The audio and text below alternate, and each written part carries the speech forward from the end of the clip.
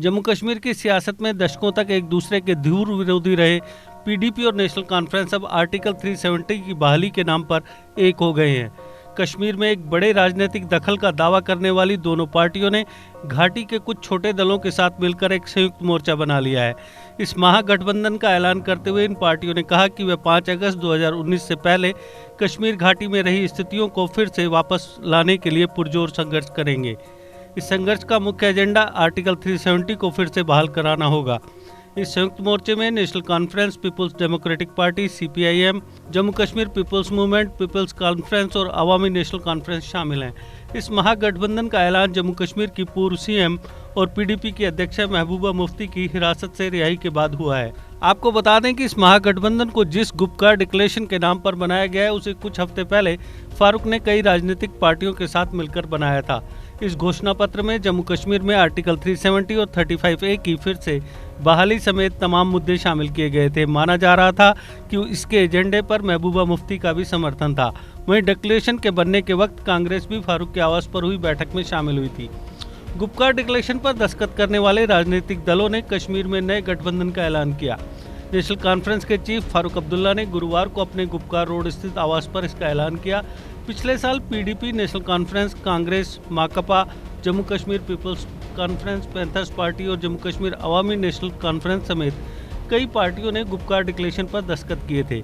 ये डिक्लेरेशन विशेष दर्जा वापस दिए जाने और राज्य का संविधान लागू किए जाने के लिए हुआ था।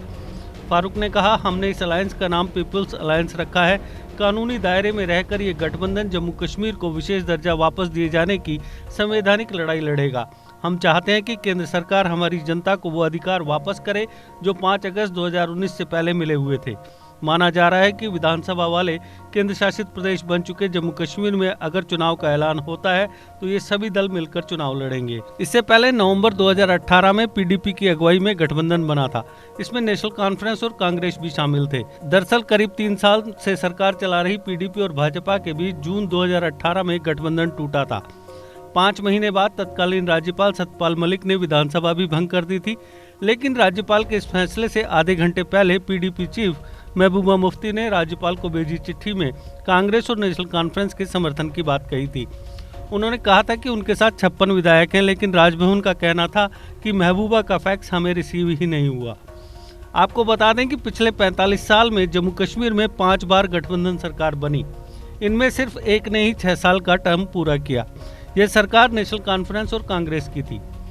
1975 से 1977 के दौरान नेशनल कॉन्फ्रेंस नेता शेख अब्दुल्ला कांग्रेस से गठबंधन कर मुख्यमंत्री बने, लेकिन 2 ही साल बाद कांग्रेस ने उनसे समर्थन खींच लिया। 1982 से 1986 के दौरान चुनाव में नेशनल कॉन्फ्रेंस को बहुमत मिला।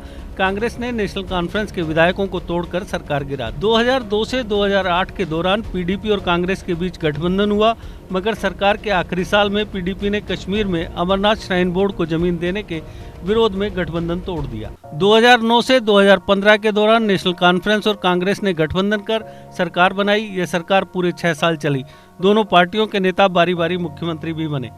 2015 से 2018 के दौरान मुस्लिम बहुल कश्मीर की 46 में से 28 सीटें हासिल करने वाली PDP और हिंदू बहुल जम्मू की ओर से 37 में से 25 सीटें जीतने वाली भाजपा ने मार्च 2015 में गठबंधन का फैसला किया, मगर इनमें मतभेद उभरने लगे। आखिर जून 2018 में ये गठबंधन टूट गया। जम्मू कश्मीर में गठबंधन की सियासत के नतीजों का हाल देखते हुए अभी ये कहना बहुत जल्दी होगा कि ये जो नया गठबंधन बना है पीपुल्स अलायंस, इसकी भविष्य में क्या स्थिति रहती है। GK अपडेट रहे हमारे साथ।